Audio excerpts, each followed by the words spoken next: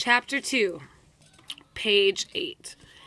In the evening, after he had finished his supper of watery cabbage soup, Charlie always went into the room of his 4 grandparents to listen to their stories, and then afterwards say good night. Every one of these old people was over 90. They were as shriveled as prunes and as bony as skeletons, and throughout the day, until Charlie made his appearance, they lay huddled in their one bed, 2 at either end, with nightcaps on to keep their heads warm, dozing the time away with nothing to do. But as soon as they heard the door opening and heard Charlie's voice saying, "Good evening, Grandpa Joe, Grandpa Josephine, and Grandpa George, and Grandma Georgina," then all 4 of them would suddenly sit up, and their old wrinkled faces would light up with smiles of pleasure, and the talking would begin.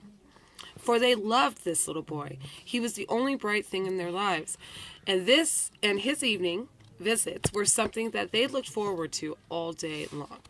Often, Charlie's mother and father would come in as well and stand by the door listening to the stories that the old people told. And thus, for perhaps half an hour every night, this room would become a happy place, and the whole family would forget that it was hungry and poor.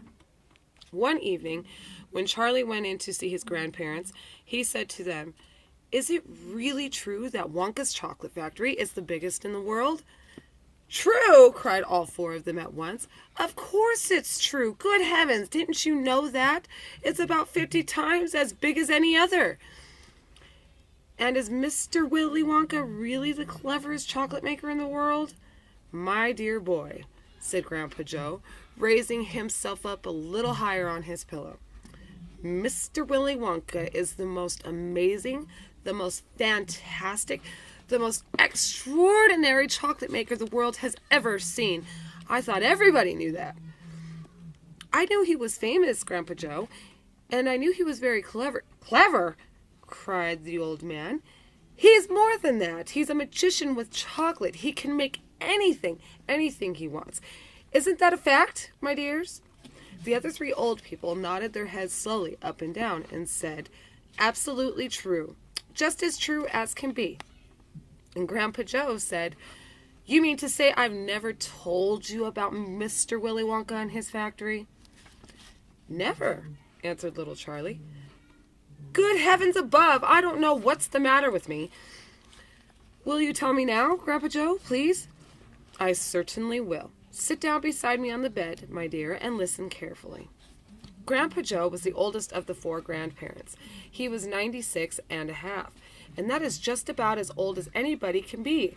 Like all extremely old people, he was delicate and weak, and throughout the day he spoke very little. But in the evenings, when Charlie, his beloved grandson, was in the room, he seemed in some marvelous way to grow quite young again. All his tiredness fell away from him, and he became as eager and excited as a young boy. "Oh, what a man he is, this Mr. Willy Wonka," cried Grandpa Joe. "Did you know, for example, that he has himself invented more than 200 new kinds of candy bars, each with a different center, each far sweeter and creamier and more delicious than anything the other chocolate factories can make?" "Perfectly true," cried Grandma Josephine. "And he sends them all the 4 corners of the earth. Isn't that so, Grandpa Joe?" "It is, my dear, it is, and to all the kings and presidents of the world as well. But it isn't only candy bars that he makes. Oh, dear me, no. He has some really fantastic inventions up his sleeve.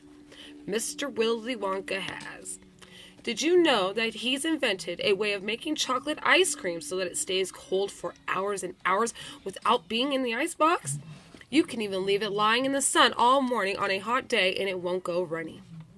"But that's impossible," said little Charlie, staring at his grandfather. "Of course it's impossible," cried Grandpa Joe. "It's completely absurd, but Mr. Willy Wonka has done it." "Quite right," the others agreed, nodding their heads. "Mr. Wonka has done it." And then again, Grandpa Joe went on, speaking very slowly now so that Charlie wouldn't miss a word.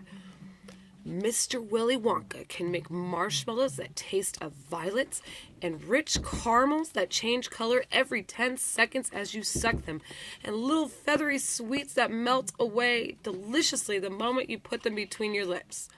He can make chewing gum that never loses its taste, and candy balloons that you can blow up to enormous sizes, and before you pop them with a pin and gobble them up. And by a most secret method, he can make lovely bluebird eggs with black spots on them, and when you put one of these in your mouth, it gradually gets smaller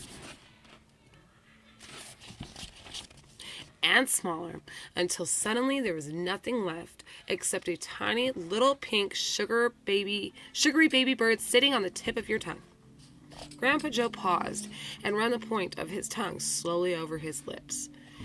"It makes my mouth water just thinking about it," he said. "Mine too," said little Charlie. "But please, go on." While they were talking, Mr. and Mrs. Bucket, Charlie's mother and father, had come quietly into the room, and now both were standing just inside the door listening. "Tell Charlie about that crazy Indian prince," said Grandma Josephine. "He'd like to hear that." "You mean Prince Pondicherry?" said Grandpa Joe, and he began chuckling with laughter. "Completely dotty," said Grandpa George. "But very rich," said Grandma Georgina. "What did he do?" asked Charlie eagerly. "Listen," said Grandpa Joe, "and I'll tell you." End of chapter 3.